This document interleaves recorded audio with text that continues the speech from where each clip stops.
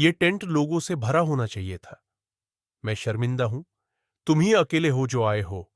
और उसने कहा, मुझे सच में नहीं पता क्या करना चाहिए।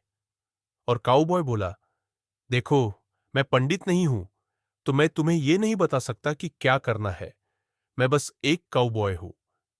लेकिन उसने कहा, इतना जरूर जानता हूं कि अगर मैं अपनी गायों को खाना खिलाने जाऊं और सिर्फ एक गाय आए, तो भी मैं उसे जरूर खिलाऊंगा।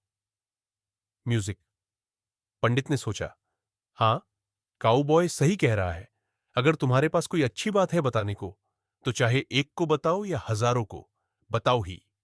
यह सोचकर वो थोड़ा प्रेरित हुआ और मंच पर चढ़ गया। जैसे तंबू में लोग छा गए हों, जोर जोर से प्रचार करने लगा। और वह 1 घंटे 15 मिनट तक बस बिना रुके चलता रहा। आखिर में उसने हार मान ली। जब वह खत्म हुआ, तो वह मंच से उतरकर फिर से काउबॉय से मिला और बोला, तो काउबॉय, तुम्हें क्या लगा? काउबॉय ने कहा, भाई, मैं प्रचारक नहीं हूं, इसलिए सही से नहीं बता सकता। मैं तो सिर्फ एक काउबॉय हूं, पर एक बात जानता हूं। अगर मैं अपने जानवरों को खाने के लिए छोड़ता हूं और सिर्फ एक ही आता है, तो मैं उसे खिला दूंगा, लेकिन पूरे चारे का बोझ उसके ऊपर नहीं डालूंगा। खैर, अगर आज ऐसा लग रहा है कि हम पूरा बोझ डाल रहे हैं, तो शायद ऐसा ही है। पर हे भगवान, सब लोग ठीक है, मैं भी मस्ती कर रहा हूं। आज रात यहां जो जवाब मिला उसके लिए शुक्रिया। ठीक है, अगला टॉपिक है लक्ष्य बनाना। मैं तुम्हें दिखाता हूं कि कैसे एक छोटी सी बात ने मेरी जिंदगी पूरी तरह बदल दी। मिस्टर शेल्फ ने मुझसे ये आइडिया शेयर किया, जिसके बाद मैं पूरी तरह बदल गया। लक्ष्य बनाना। अगर तुम लक्ष्य नहीं बनाओगे तो क्या होगा? बड़ी आसानी से जिंदगी बस गुजर बसर करने लगती है, बजाय कि अपनी जिंदगी को खुद डिजाइन करने के। और ये तो हम सबके पास एक चॉइस है, बस रोजी रोटी कमाओ या अपनी पूरी जिंदगी को सीने से लगाओ। अक्सर हम पैसों की मजबूरी में फंस जाते हैं और सिर्फ जिंदगी काटने पर ही संतुष्ट हो जाते हैं। मायने की बात तो आसान है, लेकिन सबसे बढ़िया सलाह जो मैं तुम्हें दे सकता हूं, उस जाल से बाहर निकलने के लिए वो है लक्ष्य तय करना सीखो। मिस्टर शेल्फ ने मुझे इस तरह समझाया। उन्होंने कहा, जिम, अगर तुम्हारे पास काफी वजहें हो, तो तुम सबसे अद्भुत काम कर सकते हो। मैं कभी नहीं भूला कि उन्होंने ये कैसे कहा। अगर तुम्हारे पास काफी वजहें हो, तो ये पूरी जिंदगी बदल सकती है। मिस्टर शेल्फ ने मुझसे कहा, मिस्टर ओवेन, मुझे लगता है तुम्हारे पास खूब दिमाग है, खूब टैलेंट है, खूब काबिलियत है, लेकिन शायद तुम्हें ज्यादा वजहों की कमी है। उसने कहा, मुझे नहीं लगता कि तुम्हारा अभी वाला बैंक बैलेंस तुम्हारी असली समझदारी दिखाता है। यह सुनकर मुझे खुशी हुई। उसने आगे कहा, मेरा मानना है कि तुम बहुत ज्यादा होशियार हो जितना तुम्हारा फिलहाल का बैंक बैलेंस बताता है। और यह सच निकला। मैं सच में ज्यादा होशियार था।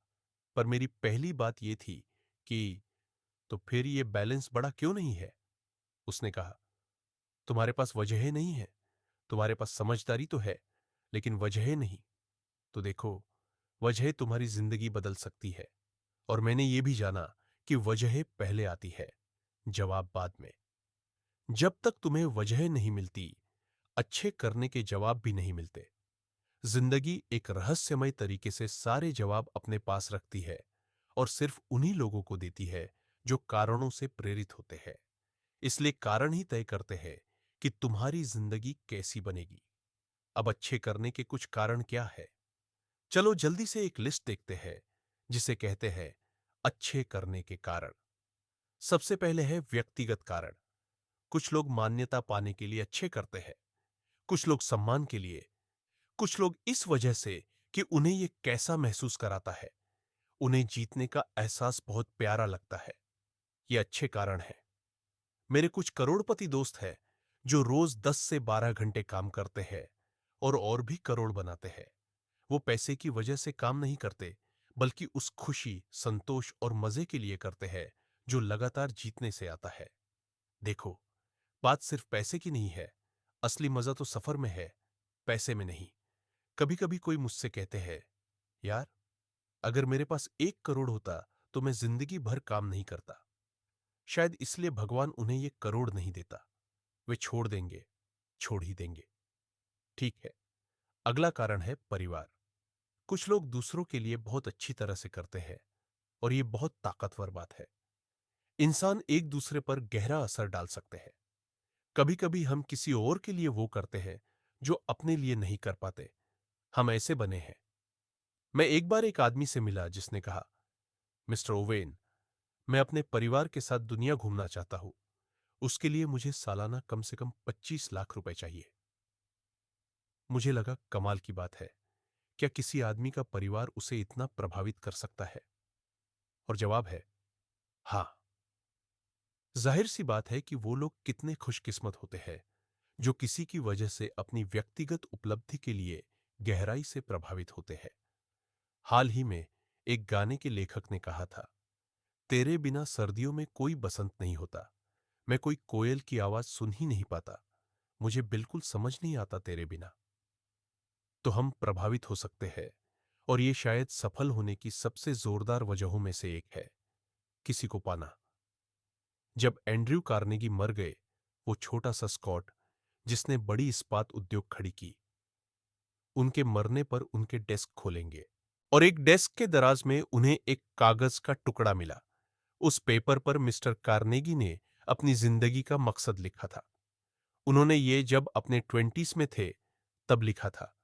उस कागज पर लिखा था, मैं अपनी जिंदगी का पहला हिस्सा पैसे जमा करने में बिताऊंगा और दूसरा हिस्सा उसे सबको बांटने में। क्या कमाल का मकसद है। इस मकसद से इतना प्रेरित हुए कि जिंदगी के पहले हिस्से में उन्होंने $450 मिलियन जमा किए और जिंदगी के दूसरे हिस्से में वो सारा पैसा बांट दिया। आज की अच्छी बात यह है, आपके लिए सबसे बड़ा मकसद क्या है? बताओ तो सही। ऐसा क्या है जो तुम्हें इतना झकझोर देता है कि तुम सुबह जल्दी उठो, दिन भर लगे रहो और देर रात तक जमे रहो? अगला सवाल, ऐसा क्या है जो तुम्हें बिल्कुल उदासीन कर देता है? जब मुझे इन दोनों सवालों के जवाब मिल गए, मेरी जिंदगी में एक बड़ा बदलाव आ गया। मैंने आखिरकार जाना कि मुझे क्या उदासीन करता है और उसे ठीक कर डाला। फिर मैंने अपने लिए ढेरों कारण ढूंढ लिए जो मुझे जोश से भर देते हैं। जब मेरे लिए ये रोशनी जली 25 की उम्र में, तब से ये कभी बुझी नहीं। कई बार नीचे गिरा तो जरूर, लेकिन अपनी जिंदगी में कुछ खास करने का जुनून कभी खोया नहीं। समझे ना? कारणों ने मेरी पूरी जिंदगी बदल दी। और अब एक और वजहों की लिस्ट है जिसे कहते हैं नाजुक, छोटे लेकिन कड़क कारण। कभी कभी वैसे छोटे कारण सबसे ताकतवर होते हैं जो आपकी जिंदगी बदल सकते हैं। कभी कभी ज्यादा कुछ चाहिए नहीं होता। अब मेरे पास अपनी मनी क्लिप में कुछ $100 होते हैं, भले ही बस कुछ 100 ही हों, लेकिन वही एक कारण था जिसने मेरी जिंदगी बदल दी। मी शेल्फ से मिलने से ठीक पहले मुझे दरवाजे पर दस्तक सुनाई दी। मैं दरवाजा खोलता हूं तो वहां एक छोटी लड़की खड़ी थी, इतनी ऊंची, जो गर्ल स्काउट की चॉकलेट बेच रही थी। कुकीज थी, और उसने मुझे अब तक की सबसे बढ़िया सेल्स प्रेजेंटेशन दी। स्पेशल डील थी, कई फ्लेवर्स के साथ ये पूरा पैकेज सिर्फ $2 का था। उसने बड़ी प्यारी मुस्कान के साथ बहुत ही शालीनता से मुझसे खरीदने को कहा, और मैं सच में खरीदना चाहता था। बड़ी दिक्कत थी, मैं बिल्कुल फट गया था। मेरे पास $2 तक नहीं थे। आज भी मैं उस दर्द और शर्मिंदगी को याद कर सकता हूं। मैं एक पिता हूं, एक पति हूं, मैंने कॉलेज किया है, मैं काम करता हूं, मेरी उम्र 25 साल है। मेरे पास $2 नहीं थे, और किसी वजह से मुझे उसे ये बताना अच्छा नहीं लगा, तो मैंने वो किया जो मुझे लगा अगला अच्छा विकल्प है। मैंने झूठ बोला, कहा कि देखो, मैंने तो पहले ही बहुत सारी गर्ल स्काउट कुकीज खरीद ली है, मेरे घर में अभी भी ढेर सारी पड़ी है। सच तो ये नहीं था, लेकिन इससे फिलहाल मैं बच गया। उसने कहा, वाह, ये तो बहुत अच्छा है, धन्यवाद, और चली गई। जैसे ही उसने जाना, मैंने दरवाजा बंद किया, और उसी दिन मैंने खुद से कहा, मैं ऐसे नहीं जी सकता। मैं झूठ बोझ उठाना बंद कर दूंगा और कंगाला रहना भी। मैं कभी भी ऐसा हाल खुद पर नहीं आने दूंगा। मैंने उस दिन खुद से वादा किया कि मैं मेहनत करूंगा। संभव था, और मैं हमेशा ढेर सारा साथ ले जाता था। मुझे थोड़ा वक्त लगा समझने में, लेकिन अब मैं करता हूं। इसके दो कारण हैं। एक तो ये कि इससे मुझे कैसा लगता है, और दूसरा ये कि अगर कभी कोई और गर्ल स्काउट कुकीज बेच रही हो, तो मैं तैयार रहूं। मैं एक बार बैक ऑफ अमेरिका से बाहर निकल रहा था। सराटोगा, कैलिफोर्निया में जहां मैं रहता था, दो छोटी लड़कियां बैंक के बाहर कैंडी बेच रही थी। ये तो कोई लड़की संगठन है जिसके लिए वो काम कर रही थी। मैं बैंक से बाहर निकल रहा था। पहली छोटी लड़की मेरे पास आई और बोली, मिस्टर, क्या आप कुछ कैंडी लेना चाहेंगे? मैंने कहा, शायद हां, किस तरह की है? उसने कहा, यह आल मुनोरुचा है। मैंने कहा, अरे यार, ये तो मेरी फेवरेट है। उसने कहा, बहुत बढ़िया। मैंने पूछा, कितने पैसे की है? उसने कहा, सिर्फ $2। मैं सोच रहा था कमाल है। मैंने पूछा, तुम्हारे पास कितने बॉक्स हैं? उसने कहा, 5। उसकी छोटी दोस्त भी वहां खड़ी थी, वो भी कैंडी बेच रही थी। मैंने उससे पूछा, तुम्हारे पास कितने बॉक्स हैं? उसने कहा, मेरे पास 4 है। मैंने कहा, तो कुल 9 हुए, मैं सब ले लूंगा। उन्होंने कहा, सच में? मैंने कहा, हाँ, ये मेरा फेवरेट है। मेरे कुछ दोस्त हैं, मैं उन्हें भी दूंगा। वो इतने खुश हुए, सारी कैंडी एक साथ रख दी। मैंने अपनी जेब देखी, मुझे $18 मिले जब मैंने कैंडी ली और उनके पास पैसे थे। वो पहली छोटी लड़की मेरी तरफ देखते हुए बोली, सर, आप सच में कमाल के हो। ऐसा सोचो, सिर्फ $18 खर्च करो और कोई तुम्हारी आंखों में देखकर बोले, तुम सच में कुछ हो। अब तुम समझ गए ना मैं इतना भारी क्यों उठाता हूं। अब मैं और मिस नहीं होने वाला। ये बस उन वजहों में से एक थी जिसने मेरी जिंदगी बदल दी। मेरी उन गंभीर वजहों में से एक थी बजट फाइनेंस। बजट फाइनेंस मेरे दिल और दिमाग को तब पूरी तरह से परेशान करता था। उन शुरुआती दिनों में मैं एक कंसोलिडेशन लोन में फंस गया था, जहां तुम अपनी सारी छोटी छोटी मुश्किल से चुकाने वाली बिलों को एक बड़े असंभव से चुकाने वाले बिल में मिला देते हो। मैं 4-5 किस्तें पीछे रह जाता था। एक बंदा था जो दिन रात मुझे फोन करता रहता था। मुझे लगता है कि अब उन्हें ऐसा करने की इजाजत नहीं है, लेकिन वो मुझे परेशान करता था, धमकियां देता था और मेरे खिलाफ जज के सामने चला जाने की बात करता था। मेरे क्रेडिट को नुकसान पहुंचाने की धमकी दी। एक दिन तो उसने कहा कि हम आकर तुम्हारी कार को सड़क पर उल्टा करके तुम्हारे पड़ोसियों के सामने घिसट देंगे। वो मुझे फालतू भी कहता था। उस वक्त मैं बिल्कुल कंगाल था, कुछ कर भी नहीं सकता था, पर मैंने कभी उसकी बर्ताव नहीं भुलाया। फिर जब मैं मिस्टर शो से मिला, मेरी जिंदगी पटरी पर आई और पैसे आने लगे, तो ये मेरा पहला प्रोजेक्ट था, बजट फाइनेंस। मैंने दिन रात पसीना बहाया। मैं आखिरकार उसने मुझे जो कर्ज दिया था, उसका सारा पैसा इकट्ठा कर लिया, जो खासा था। मैंने एक दिन चुना कि जब मैं पूरा पैसा चुकाऊंगा, और जब वो दिन आया, तो मैंने छोटे छोटे नोटों में पैसे एक बड़े ब्रीफकेस में रखे।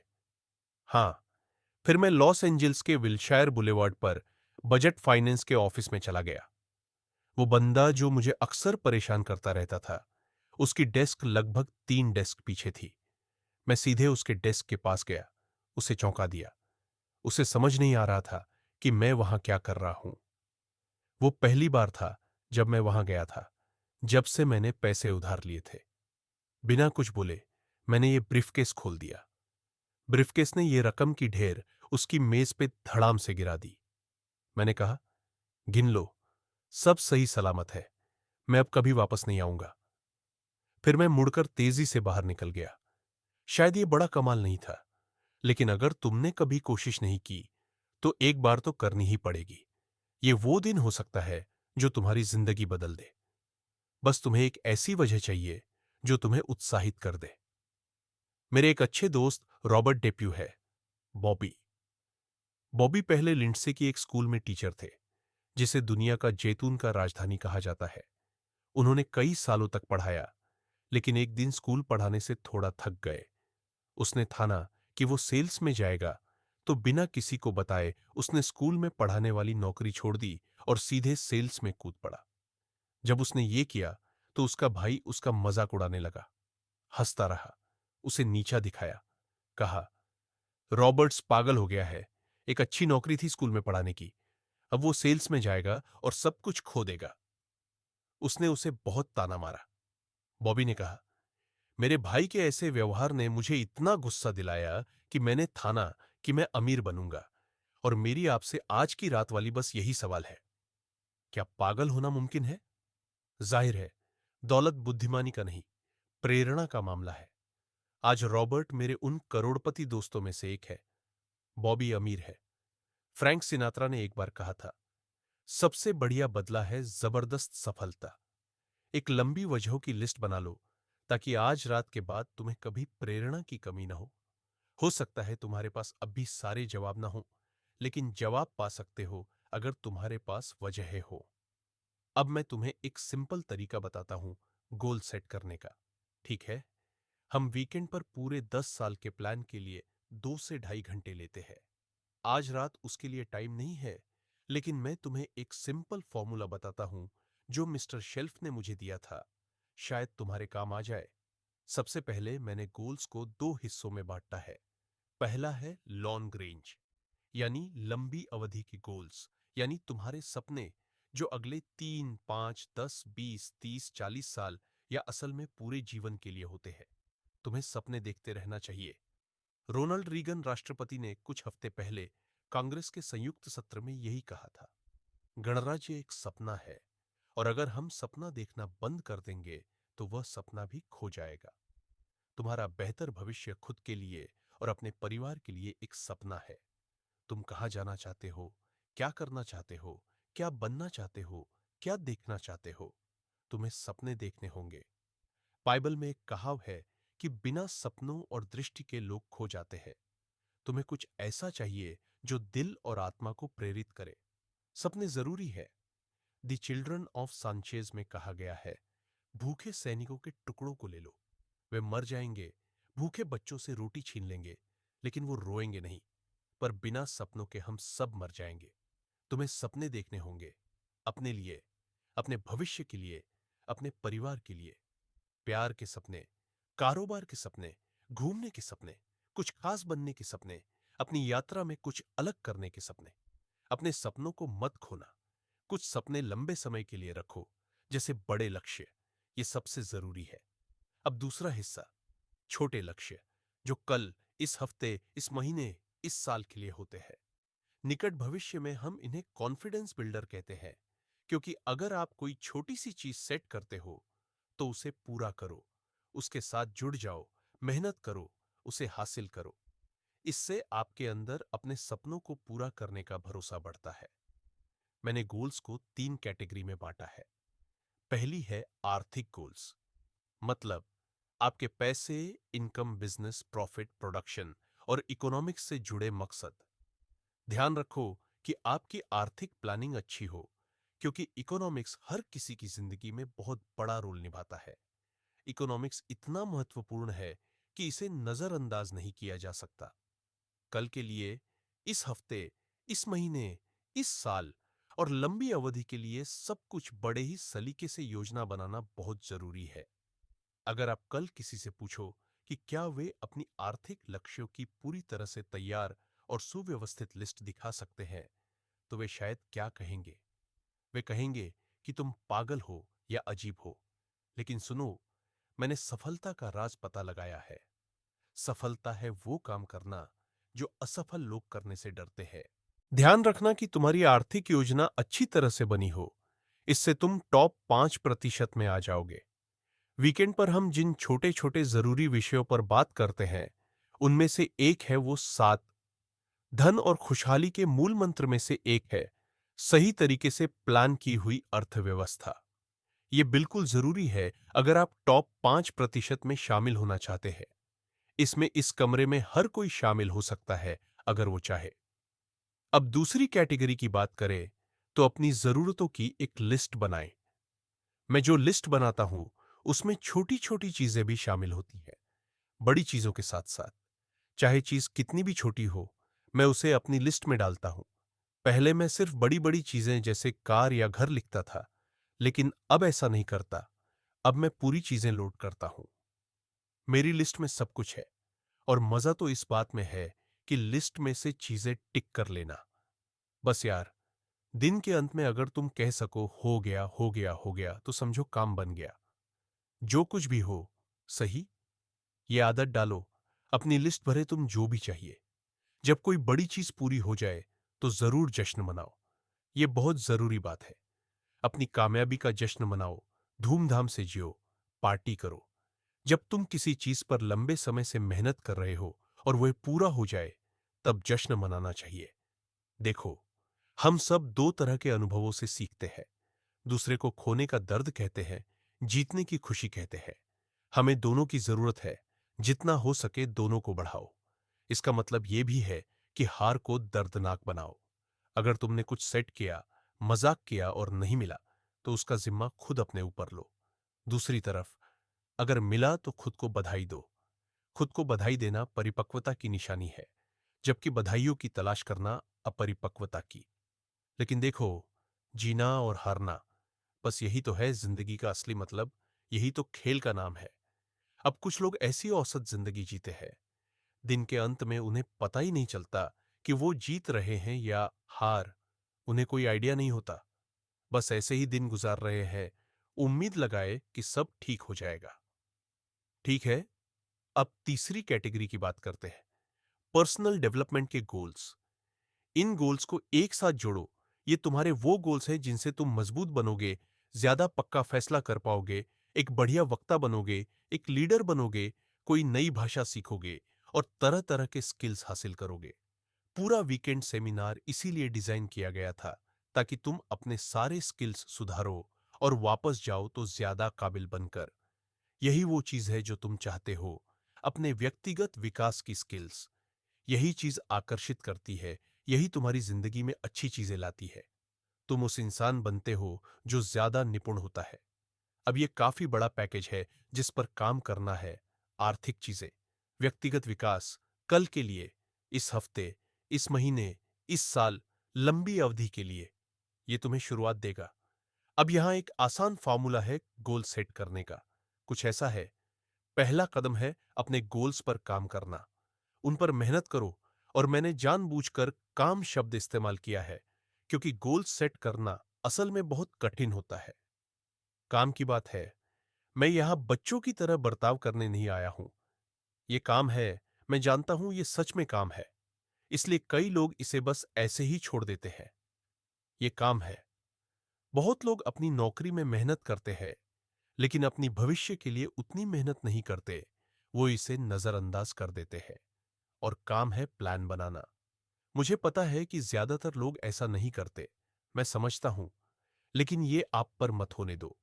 कोई कहेगा, हां तुम तो काम करते हो, मैं भी करता हूं। पर जब तुम थके घर आते हो तो देर हो जाती है। थोड़ा टीवी देखो, सो जाओ। पर आप रात भर बैठकर प्लान बनाओ, प्लान बनाओ, प्लान बनाओ। योजना बनाओ और लोगों को बताओ कि वे अच्छे कामगार हो, मेहनती और ईमानदार हो। लेकिन सिर्फ मेहनत और ईमानदारी से काम चलने वाला नहीं है। तुम्हें मेहनती से भी बेहतर होना पड़ेगा। अच्छे कामगार से भी आगे निकलना होगा। तुम्हें एक अच्छा प्लानर बनना है। किसी ने सही कहा है, जो लोग योजना बनाने में असफल रहते हैं, वे असफल होने की तैयारी कर रहे होते हैं। बिल्कुल सही कहा। तो अपनी मंजिलों पर काम करो।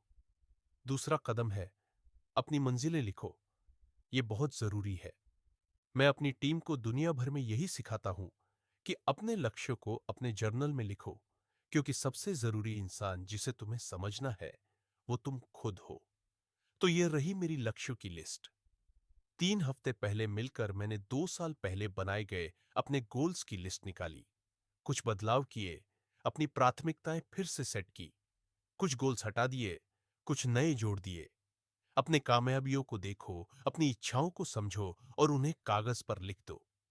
गोल्स लिखने का एक और फायदा यह है कि यह दिखाता है कि तुम बेहतर करने के लिए गंभीर हो। बेहतर करना है तो सीरियस होना पड़ेगा। तुम्हें डराने की जरूरत नहीं है, बस सच्चाई से गंभीर होना चाहिए। हर कोई उम्मीद करता है कि चीजें बेहतर होंगी। सबको ये उम्मीद करता है। गरीब लोग भी उम्मीद करते हैं। और ये आपको कुछ बताता है।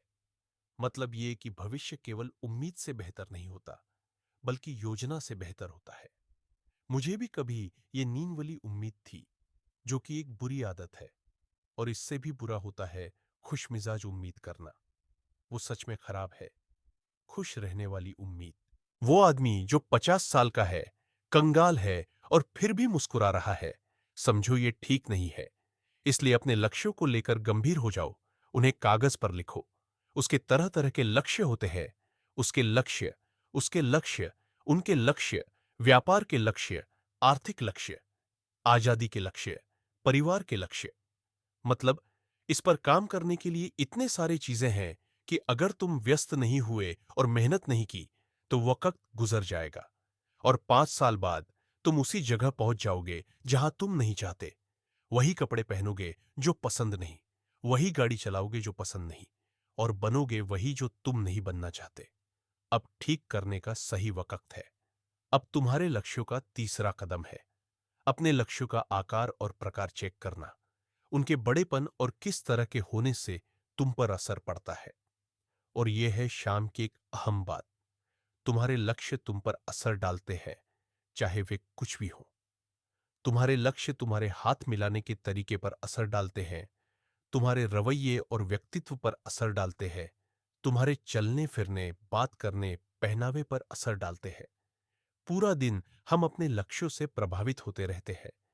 अब कुछ लोग तो लक्ष्य रखते हैं, लेकिन उनके लक्ष्य इतने खराब होते हैं कि असर भी खराब होता है। मैंने एक बार एक आदमी से पूछा, इस महीने तुम्हारे क्या लक्ष्य है? उसने कहा, यार, मेरी तो बस इतनी ही ख्वाहिश है कि इतने पैसे जुटा लूं कि ये बेसुविधा वाले बिल भर सकूं। बस इतना ही था उसका लक्ष्य। मैं ये नहीं कह रहा कि ये लक्ष्य नहीं है। हां, लक्ष्य तो है, लेकिन ऐसा घटिया लक्ष्य है कि असर भी खराब होता है। कोई सोमवार सुबह बिस्तर से ऐसे नहीं कूदता कि वाह, फिर से पैसे जुटाने का मौका मिल गया अपने नकली बिल जमा करने के लिए। ऐसा आमतौर पर नहीं होता। लोग तो सोचते हैं, हे भगवान, फिर से सोमवार। और कुछ लोग तो जिंदगी से इतना हार चुके हैं कि वो thank God it's Friday club का हिस्सा बन गए हैं। कितना दुखद है।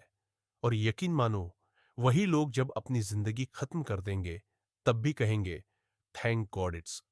चलो, मैं तुम्हें एक बाइबल से जुड़ी सोच भी देता हूं, कैसे कुछ भी हासिल करे।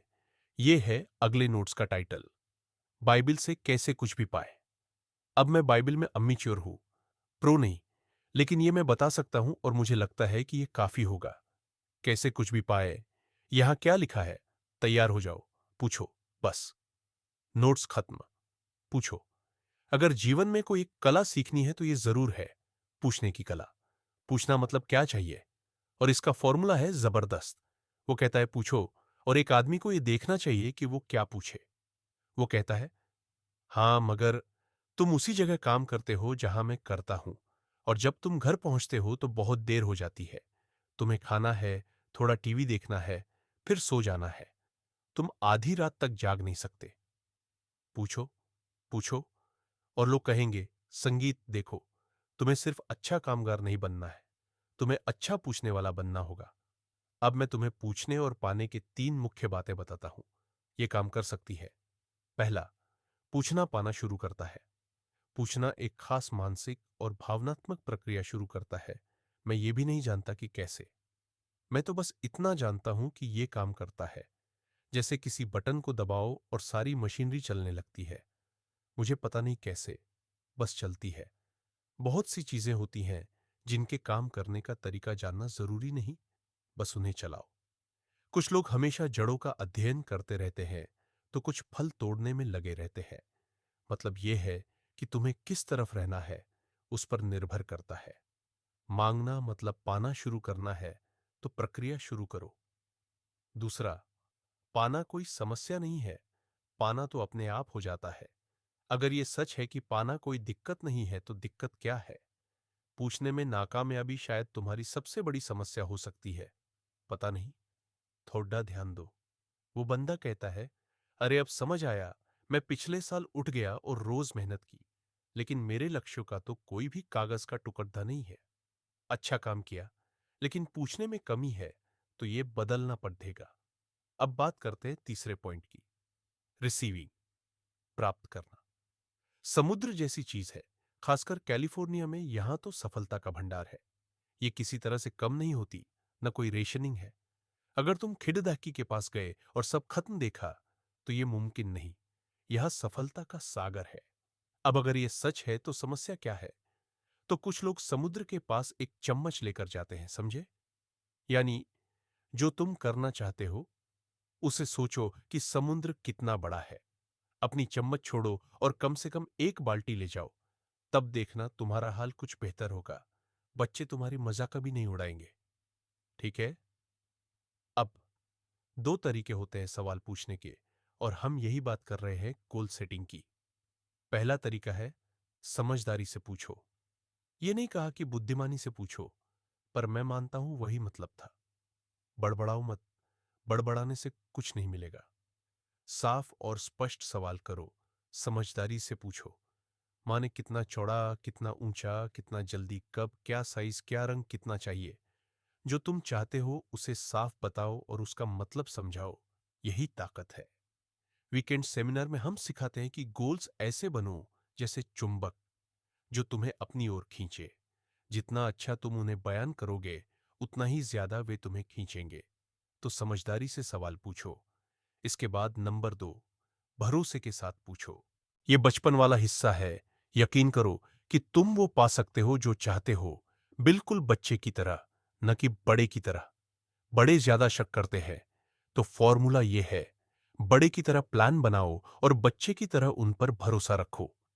बच्चे और सबसे कमाल की चीजें होंगी, बस 90 दिन ट्राई करो। बस ट्राई करो। तुम हमेशा पुराने तरीके पर वापस जा सकते हो। बस ट्राई करो। सिर्फ 90 दिन। 90 दिन। अब लक्ष्य निर्धारण के आखिरी जरूरी बात की बात करते हैं। जैसा कि हमने वादा किया था कि हर चीज को क्वालिफाई करेंगे, और वो कुछ यूं है कि याद रखो, तुम्हें सब कुछ नहीं मिलेगा जो तुम चाहते हो, और हमने पहले ही इसका कारण समझ लिया है। कभी कभी तेरे खेत में ओला गिरेगा और तेरे जश्न में बारिश होगी। ये उस तरह का ग्रह है। तो तुम्हें सब कुछ नहीं मिलेगा जो तुम चाहते हो, लेकिन अगर तुम इस लक्ष्य पर काम करोगे, गोल सेटिंग से आप खूब धन और खुशी पा सकते हैं। ठीक है? यही है गोल सेटिंग। इसे पूरी दुनिया में इस्तेमाल किया जाता है और हम भी इसे सुझाते हैं। हो सकता है ये आपके लिए उतना असरदार ना हो जितना मेरे लिए रहा है। मुझे नहीं पता, शायद ना भी हो, लेकिन अगर हो गया तो आपको तो कोशिश करनी पड़ेगी। ठीक है। आखिरी बात यह है कि एक ऐसा दिन होता है जो आपकी जिंदगी बदल सकता है। मैं आपको जल्दी से 4 ऐसे इमोशंस की लिस्ट देता हूं जो एक ही दिन में आपकी जिंदगी बदल सकते हैं। इमोशंस बहुत ताकतवर होते हैं। कभी कभी आपकी पूरी जिंदगी का रास्ता बदलने के लिए ज्यादा कुछ चाहिए भी नहीं होता। तो ये रहे वो 4 इमोशंस। नंबर 1, घिन आने वाला एक जबरदस्त एहसास होता है। घिन कहती है, मैंने झेल लिया, अब बस। वो दिन आ ही सकता है जब आप कह सकें, अब और नहीं। चाहे वो बात कोई छोटी सी हो या बहुत बड़ी, जो दिन आप कह दे, मैंने झेल लिया। जरूरी नहीं कि सब कुछ वहीं खत्म हो जाए, लेकिन वहीं से कुछ शुरू जरूर होता है। मैंने भी ऐसा ही कहा था जब वो छोटी स्काउट लड़की मेरे घर से चली गई थी। मैं 25 साल का था। मैंने उसे बड़ी झूठी बात कह दी, और जब वो चली गई तो मैंने अपने आप से कहा, मैं ऐसे नहीं जीना चाहता अब और। मैंने झेल लिया गरीबी और तंगहाली को। वो दिन बहुत ताकतवर था जब उस आदमी ने मेडियोक्रिटी से तंग आकर कहा, बस, मैंने और हार मानना बंद कर दिया है। वो आखिरकार उन भद्दे बेचैन करने वाले एहसासों से तंग आ गया है कि उसकी बीवी किराने की दुकान में खड़ी है, 2 बीन के डिब्बे देख रही है, एक 33 सेंट का और दूसरा 39 सेंट वाला, और वो अंदर से बेचैन है क्योंकि पता है कि उसकी बीवी 37 सेंट वाला डिब्बा खरीदेगी, जबकि उसे वो ब्रांड पसंद भी नहीं है। पता है क्यों वो 37 सेंट वाला लेगी? पैसे बचाने के लिए। और अंदर से लड़का सोचता है, अब और नहीं, मैं पैसे को झटके से खोजते खोजते थक गया हूं। हम ऐसे जी नहीं सकते। शायद आज वही दिन हो जब अपनी जिंदगी बदलनी शुरू करो। दिन भर ऐसा लगता रहा कि बस हो गया। फिर वो अपने अलमारी में गया, वहां सब कुछ फाड़ दिया और बोला कि ये शर्मनाक कपड़े पहनने का समय अब खत्म। अब कभी नहीं पहनूंगा और किसी और को भी नहीं पहनने दूंगा। ऐसा कोई काम करो जिससे लगे कि अब बस हो चुका है। ये बहुत ताकतवर होता है। अगला है फैसला लेना। और फैसला लेना बेहद ताकतवर भी होता है और भावनात्मक भी। वो दर्द जो पेट के अंदर गांठ की तरह होता है, रात को अचानक उठ जाना, ठंडे पसीने में भीग जाना, फैसला लेने की कशमकश में होना, इसे हम कभी कभी अंदरूनी गृह युद्ध भी कहते हैं। मैं क्या करूंगा ठीक से? तरक्की के लिए तुम्हें खुद फैसला करना होगा।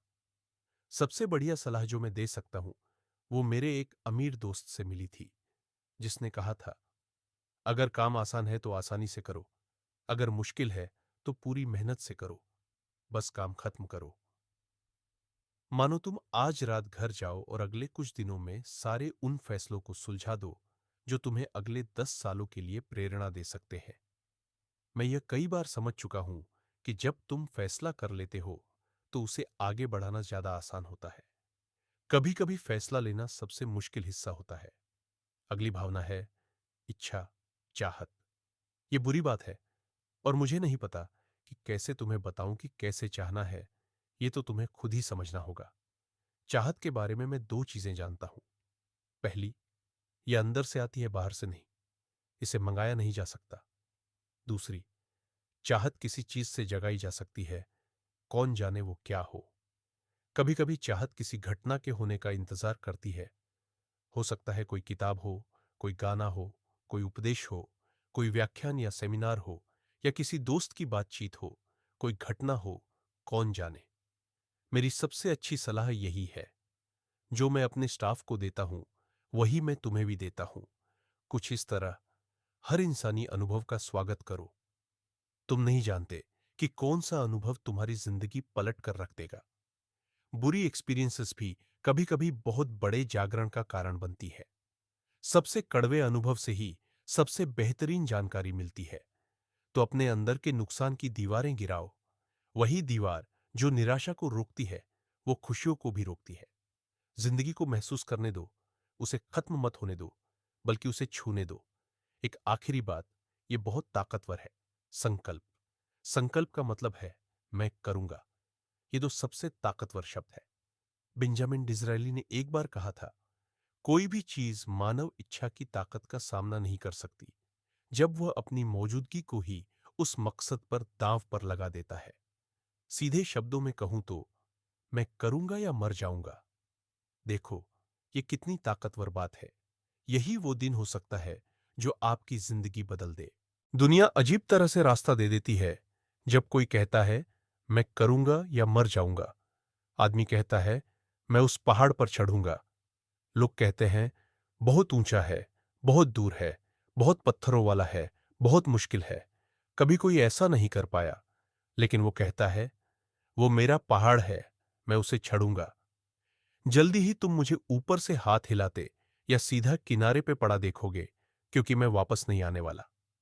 मैंने जिस सबसे बढ़िया मतलब को रिजॉल्व यानी ठान लेना का समझा, वो मिला एक छोटी जूनियर हाई की लड़की से फोस्टर सिटी, कैलिफोर्निया में, जहां मैं उत्तर की बात कर रहा था। मैं एक दिन जूनियर हाई के बच्चों से बात कर रहा था। मुझे बच्चों से उनके मत पूछना बहुत पसंद है। वो ऐसे जवाब देते हैं जो दिल को छू जाते हैं। जब मैं रिजॉल्व के मतलब के बारे में पूछा तो कई बच्चों ने हाथ उठाए और उनके जवाब अच्छे थे। लेकिन आखिरी लड़की का जवाब सबसे बढ़िया था। वो लगभग तीसरी लड़की पीछे बैठी थी। उसने अपना हाथ उठाया और बोली, मिस्टर एलन, मिस्टर ओवेन, मुझे लगता है कि मैं जानती हूं रिजॉल्व का मतलब क्या होता है। मैंने कहा, प्यारी, तुम्हें क्या लगता है इसका मतलब क्या है? उसने कहा, मुझे लगता है इसका मतलब होता है खुद से वादा कर लेना कि तुम कभी हार नहीं मानोगे। मैंने कहा, बिल्कुल वही तो है। वेबस्टर, हटो यहां से। यही परिभाषा है, खुद से वादा करो कि तुम कभी हार नहीं मानोगे। मैंने बच्चों से पूछा, एक बच्चा कितना कोशिश करे चलना सीखने के लिए? कितना? तुम्हारे हिसाब से तुम अपने औसत बच्चे को कितना वक्त दोगे जब तक तुम उसे छोड़ दो? कितना? दुनिया की कोई भी मां कहेगी, तुम पागल हो, मेरा बच्चा चलता रहेगा। चलो तब तक कोशिश करते रहो जब तक चलना सीख न जाओ। क्या जादू की फार्मूला है। अब मैं तुम्हें दिखाता हूं कि कौन सी चीज सारी भावनाओं को सक्रिय कर देती है, जिससे असली नतीजे निकलते हैं। और यहां खेल का नाम है नतीजा। यह है एक्शन।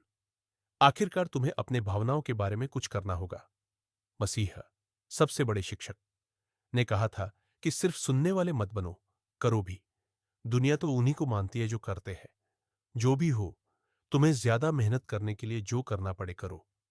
ज्यादा पढ़ो, अपने लक्ष्य बनाओ और उन्हें पाने के लिए निकल पड़ो। अगली सोच की बीमारी है बहुत ज्यादा सतर्कता। कुछ लोग इसलिए कभी ज्यादा नहीं कमा पाते। अब बहुत ज्यादा सतर्क हो जाना भी ठीक नहीं होता और ज्यादा लापरवाह भी नहीं, लेकिन ज्यादा सतर्क होना भी सही नहीं है। इसे डरपोक तरीका कहते हैं। मैं हमेशा सतर्क रहता था क्योंकि मुझे रिस्क बिल्कुल सहन नहीं होता था। मैं हमेशा सोचता था, अगर ऐसा हुआ तो।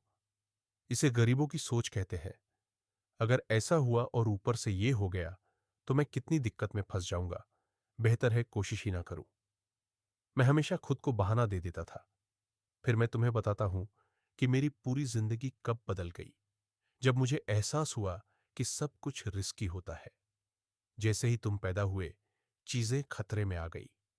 अगर तुम्हें कोशिश करना खतरा लगता है तो इंतजार करो जब तुम्हें कोशिश न करने का बिल मिलेगा। अगर तुम्हें निवेश करना खतरा लगता है तो देखो जब तुम्हें निवेश न करने की कीमत चुकानी पड़ेगी। देखो, सब कुछ खतरे में है। शादी करना खतरा है, बच्चे पालना खतरा है, बिजनेस करना खतरा है, अपने पैसे लगाना खतरा है। सब कुछ खतरे में है। मैं तुम्हें बताता हूं जिंदगी कितनी जोखिम भरी है। तुम जिंदा बाहर नहीं निकल पाओगे। यही सबसे बड़ा खतरा है। अंग्रेज कहते हैं, अगर ऐसा ही होगा तो चलो कोशिश करते हैं। ठीक है, यही तो जीवन का मकसद है, कोशिश करना। कोई कहे कि हां, लेकिन मैं तो सुरक्षा और सलामती चाहता हूं। ठीक है, तो एक कोने में छुप जाओ। हम तुम्हारे ऊपर चादर डाल देंगे, दिन में 3 वक्त खाना देंगे, तुम्हारी देखभाल करेंगे, तुम्हें सुरक्षा देंगे। हम कोई नुकसान नहीं होने देंगे और शायद तुम 100 साल तक जियोगे। उस बंदे ने कहा, हां, मैं 100 साल तो जी जाऊंगा, लेकिन ये जीने का तरीका तो ठीक नहीं है ना। क्या जीना है सिर्फ सुरक्षित और महफूज रहकर? सुरक्षा की मांग मत करो, साहसिक जीवन मांगो। 30 साल साहसिक जीवन बिताना 1000 साल सुरक्षित कोने में रहने से बेहतर है। देखो, ये जरूरी नहीं कि तुम कितने लंबे समय तक जिंदा रहो, बल्कि ये जरूरी है कि तुम कैसे जिंदगी बिताते हो। अगली एटीट्यूड की बीमारी है निराशावाद। हम लगभग इस झुंझलाहट भरे लिस्ट के आखिरी हिस्से पर पहुंच गए हैं। मतलब, बाकी बस थोड़ा है। निराशावाद वो खतरनाक बीमारी है जिसमें हमेशा बुरे पहलू पर ध्यान दिया जाता है। समस्या वाली तरफ, मुश्किल वाली तरफ। हमेशा ये देखा जाता है कि ये क्यों नहीं हो सकता। गरीब निराशावादी की जिंदगी भी खराब होती है। वो ये सोचने की कोशिश नहीं करता कि क्या सही है, बल्कि वो ये ढूंढता है कि क्या गलत है। वो अच्छाई की तलाश नहीं करता, बल्कि बुराई खोजने में लगा रहता है। गलत यहां होती है, और जब वो उसे ढूंढता है तो खुश हो जाता है कि ये कितना कुरूप है। ये गरीब आदमी खिड़की से बाहर देखता है। सूरज ढलता नहीं दिखता, बल्कि हवा में उड़ते धूल के कण दिखते हैं।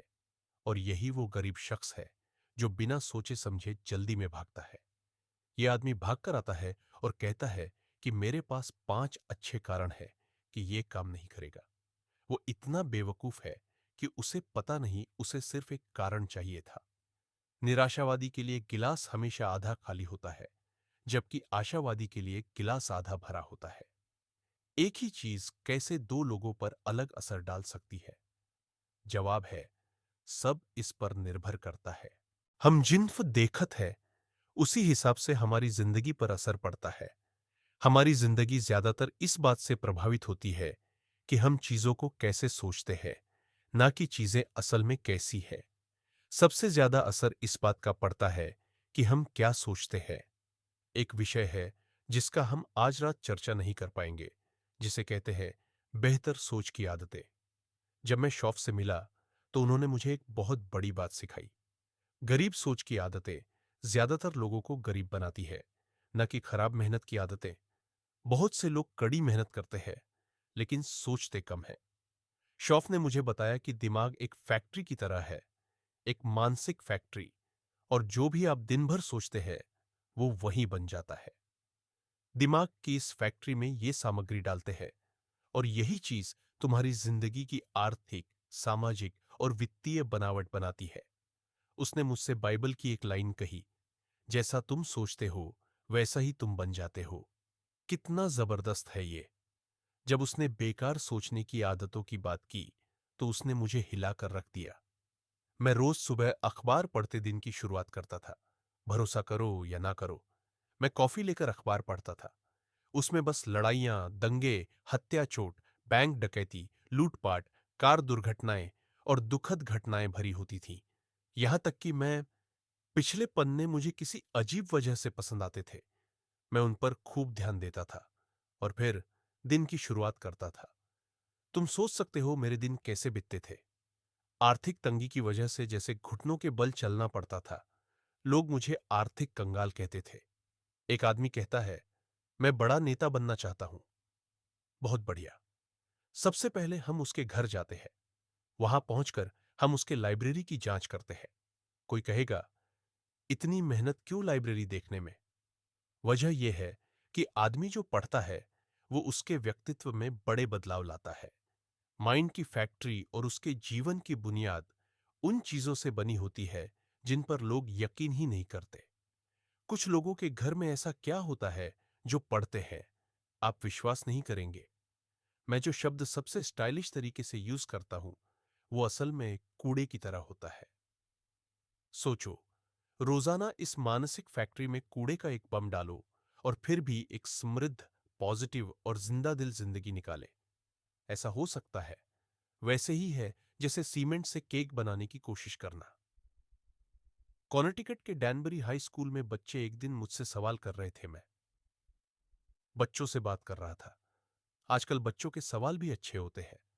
उनमें से एक ने मुझसे पूछा, सर अच्छी जिंदगी कैसे बनाए? मैं बोला, सुनो, यह आसान तो नहीं है लेकिन सीधा साधा है। देखो, कुछ भी बनाने के लिए सही चीजें चुननी पड़ रहती है, गलत चीजें दूर रखनी पड़ रहती है और सब कुछ सोच से शुरू होता है। इसलिए तुम्हें समझदारी से और सावधानी से सोचना चाहिए क्योंकि यही सबकी शुरुआत है। मैंने बच्चों से पूछा, अगर किसी ने मेरी कॉफी में शक्कर डाल दी तो क्या होगा? उन्होंने कहा, ठीक होगा। मैंने कहा, अगर किसी ने मेरी कॉफी में स्ट्राइकनाइन डाल दिया तो? उन्होंने कहा, तो तुम मर जाओगे। मैंने कहा, बिल्कुल सही। पहला सबक, जिंदगी में शुगर भी है और स्ट्राइकनाइन भी, सावधान रहना पड़ेगा। मैंने पूछा, अगर मेरा सबसे बड़ा दुश्मन शुगर डाल दे तो? उन्होंने पूछा, क्या तुम्हें कोई दिक्कत होगी?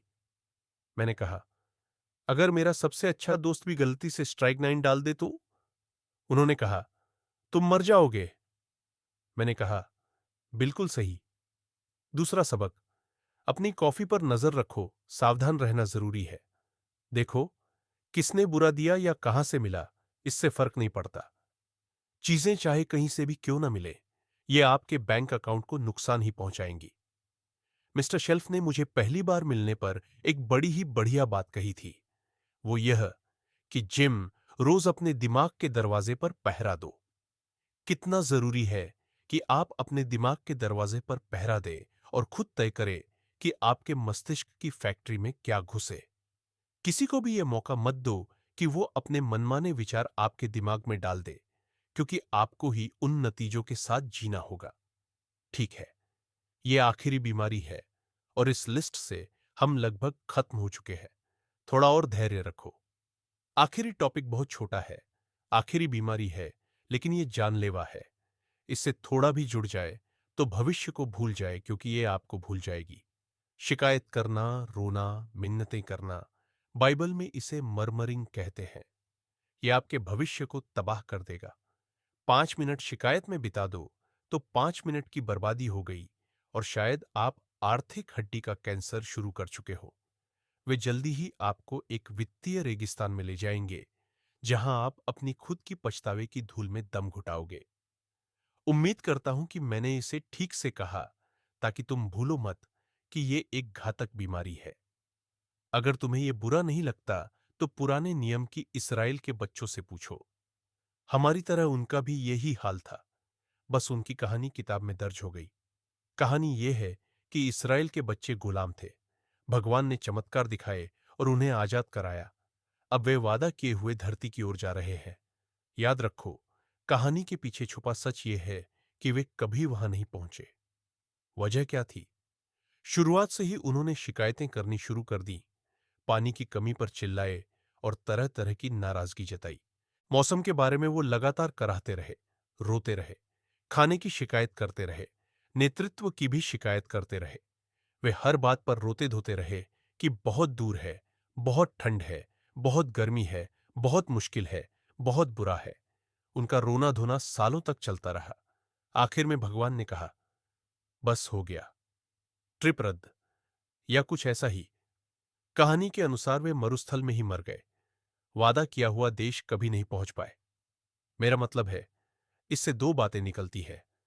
अगर तुम इसे बहुत लंबा खींचोगे तो तुम्हारा भविष्य खत्म हो जाएगा। और शायद इसका यह भी मतलब है कि भगवान भी बस इतनी सहन शक्ति रख सकते हैं। इसलिए उन चीजों से सावधान रहो जो तुम्हारे शुरू किए सारे अच्छे कामों को बर्बाद कर सकती है। ये लड़ाई शुरू हो चुकी है और आज शाम से लेकर कल तक मानसिक रूप से, व्यक्तिगत रूप से, सामाजिक रूप से और आर्थिक रूप से तुम्हें ये लड़ाई जीतनी ही होगी। यही इसका हिस्सा है।